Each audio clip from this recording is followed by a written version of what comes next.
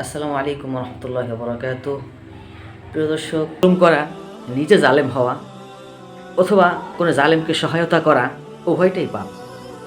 কেমন পাপ?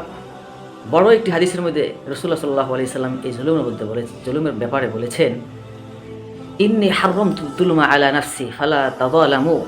আল্লাহ তাআলা হাদিসে কুদসির মধ্যে বলেন যে আমি নিজের উপর জুলুমকে হারাম করেছি, সুতরাং হে দুনিয়ার মানুষ, তোমরা একে অপরের উপরে জুলুম করবে।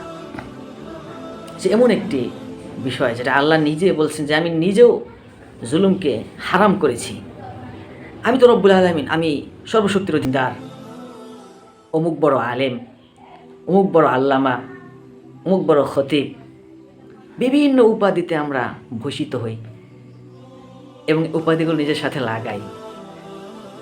এমন কাজ, যে কাজটা করার কারণে ইসলাম থেকেই বের হয়ে যায়, সে কিভাবে আবার আল্লামা থাকে, সে কিভাবে আবার আলেম থাকে, সে কিভাবে মুত্তাকি পরহেজগার থাকে।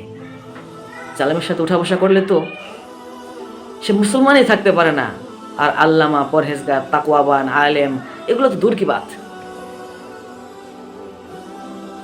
তো আল্লাহ তাআলা আপনাকে আমাকে সকলকে সব ধরনের জুলুম থেকে বিরত থাকার তৌফিক দান করুক এবং জালেমদের সাহায্যকারী হওয়া থেকেও, জালেমকে সমর্থন করা থেকেও, জালেমের পক্ষে সাফাই গাওয়া থেকেও, জালেমের দিকে নমনীয় হওয়া থেকেও আল্লাহ তাআলা আপনাকে আমাকে সকলকে রক্ষা করুন।